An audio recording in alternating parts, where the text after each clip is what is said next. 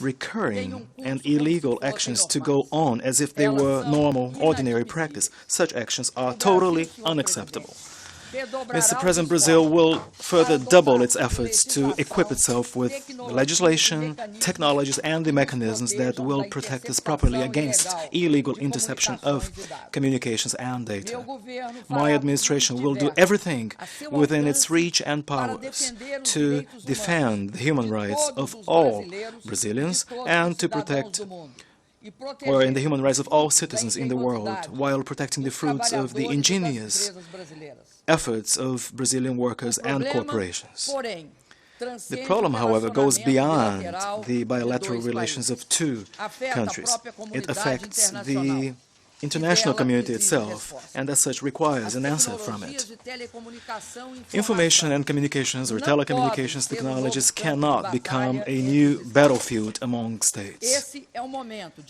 The time has come for us to foster the conditions required to prevent that the cyberspace becomes or be instrumentally manipulated as a weapon of war by means of spying activities, sabotage, and attacks against the systems and infrastructures owned by third-party countries. The United Nations organization should perform a leadership role in an effort to properly regulate the behavior of states regarding these technologies, and also consider the importance of the Internet and social networks as part of our efforts to build democracy worldwide. For that reason, Mr.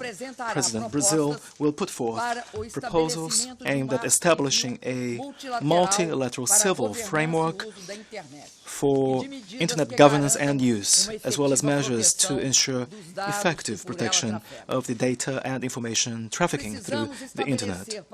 We must establish multilateral mechanisms for the World Wide Web, mechanisms that are capable of ensuring materialization of principles such as, for example, number one, freedom of speech, individuals' privacy, and respect to human rights.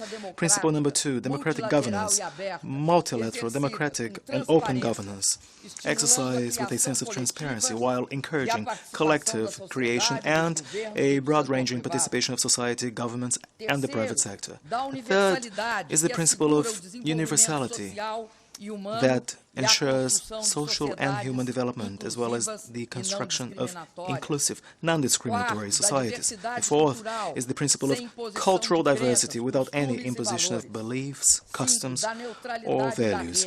Principle number five, that of network neutrality by observing only technical and ethical criteria, thus making unacceptable any restriction due to political, commercial, religious reasons, or any other reason.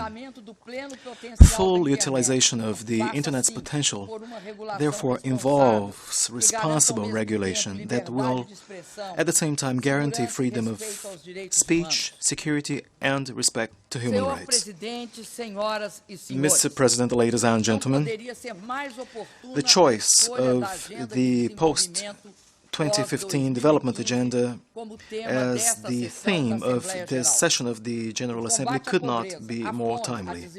The fight against poverty, hunger, and inequality constitutes the biggest challenge of our times. For that reason, in Brazil, we have put in place an economic model coupled with social inclusion, one that is ultimately anchored on the creation of jobs and strengthening of family farming, expansion of credit availability, appreciation in the value of workers' wages, and the construction of a broad-ranging social protection network, particularly by means of our family stipend program. In addition to the above-mentioned accomplishments and gains, we have uplifted from extreme poverty 22 million Brazilians through the Brazil Free of Extreme Poverty plan within no more than 2 years. We have drastically reduced child mortality in Brazil. A recent UNICEF report highlights Brazil as a country that has fostered one of the major drops in the child mortality indicator in the whole world. Children are a top top priority for Brazil. This is translated in our commitment to education. We are the one country in the world that has most increased public investment in the educational sector, according to the latest OECD report. By means of law, we have now earmarked 75% of all oil revenues to education and 25% to the health sector. Mr. President, in the debate on the post-2015 development agenda, we should focus on the results attained at the Rio+20 conference as key drivers. The major step we took in Rio de Janeiro consisted in placing poverty at the very center of the sustainable development agenda. Poverty, Mr. President, is not a problem that is peculiar only to developing countries, and environmental protection is not a goal to be pursued only when poverty has been overcome. The meaning and the purpose of the post-2015 agenda are about building a world in which it is possible to grow, to include, to conserve, and to protect.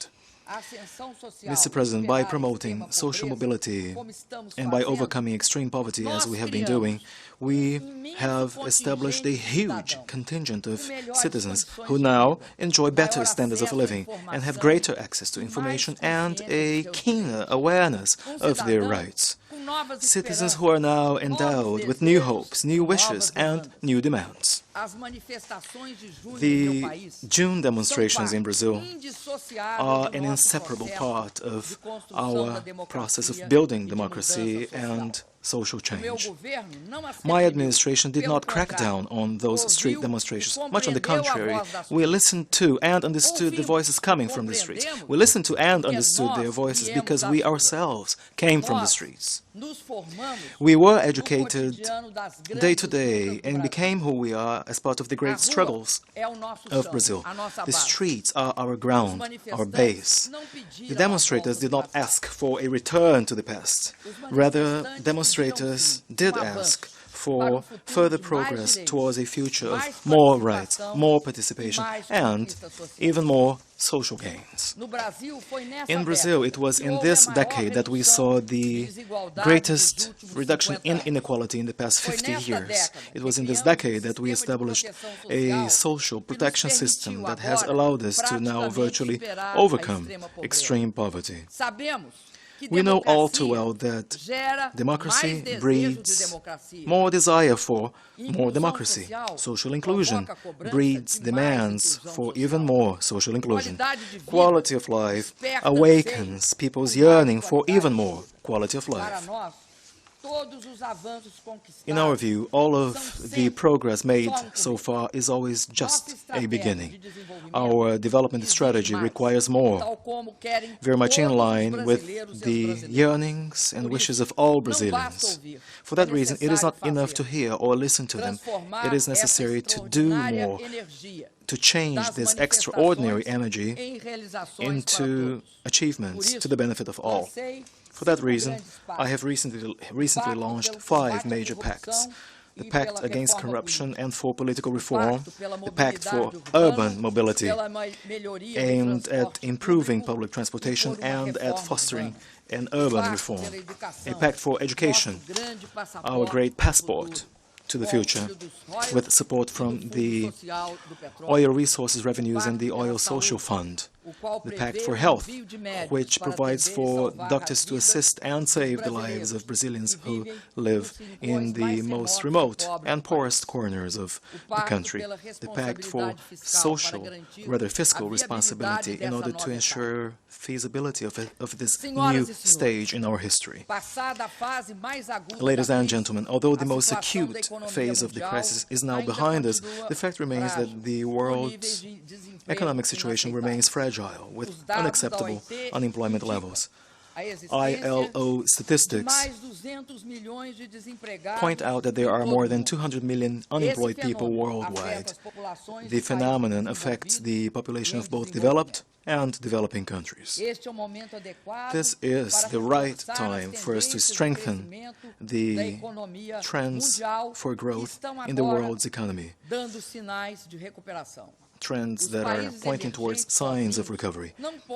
Emerging countries alone cannot ensure resumption of global growth. More than ever before, it is necessary to engage in concerted action in order to reduce unemployment and re-establish momentum in international trade. We are all on the same boat. My country is restoring growth despite the impact of the international crisis in the past few years. We have relied on three key elements. Number one, commitment towards sound macroeconomic policies. Number two, continuing and upholding successful social inclusion policies. And number three, adoption of measures aimed at increasing our productivity and therefore our international competitiveness. We are committed to stability, to inflation control, to improving the quality of public spending, and to upholding proper fiscal performance. We reiterate, Mr. President, our support to a reform of the IMF. Governance of the fund should reflect the weight of emerging and developing countries in the world's economy. Delaying this adaptive reform will further reduce the fund's legitimacy and effectiveness. Ladies and gentlemen, Mr. President, the year 2015 will mark the 70th anniversary of the United Nations and the 10th anniversary of the World Summit of 2005. As such, it will be an occasion for us to carry out the urgent reform that we have been calling for since that first summit. We must avoid a collective defeat of coming to 2015 without a Security Council capable of fully exercising its responsibilities in today's world. The limited representation of the United Nations Security Council in view of the new challenges of the 21st century is a source of grave concern. Examples of that concern include the huge difficulty in offering a solution to the ongoing Syrian conflict and the state of paralysis in addressing the Israeli-Palestinian question. On important issues, the recurring polarization